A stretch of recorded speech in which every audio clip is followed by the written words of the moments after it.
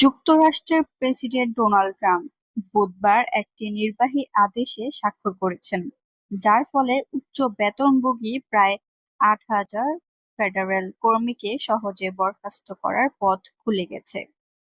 এটি ফেডারেল কর্মী বাহিনী পুনর্গঠনের বৃহত্তর পরিকল্পনার অংশ হিসেবে দেখা হচ্ছে।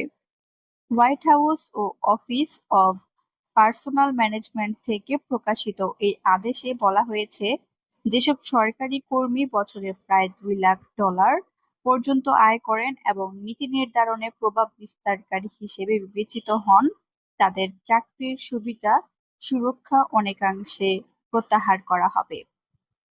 ওপিএম এর পরিচালক স্কট কুপার এক ব্রিফিংয়ে জানান, প্রশাসন এমন কর্মী নিয়োগ করতে চায় যারা সরকারের নির্দেশনা বাস্তবায়নে আগ্রহী ও সক্ষম। তার ভাষায়, কোনো কর্মীর রাজনৈতিক মতাদর্শ থাকতেই পারে না, কিন্তু যদি সেই মতাদর্শ আইনসম্মত নির্দেশনা ও নীতি নির্ধারণ বাস্তবায়নে বাধা সৃষ্টি করে, তাহলে তাদের চাকরিচ্যুত করার সুযোগ থাকা উচিত। এই পদক্ষেপটি ট্রাম্পের দীর্ঘদিনের প্রচেষ্টার অংশ, যার লক্ষ্য হল প্রশাসনিক কাঠামো পুনর্গঠন এবং তার নীতিগত এজেন্ডার বিরোধী বলে বিবেচিত সরকারি কর্মীদের নিয়ন্ত্রণে আনা।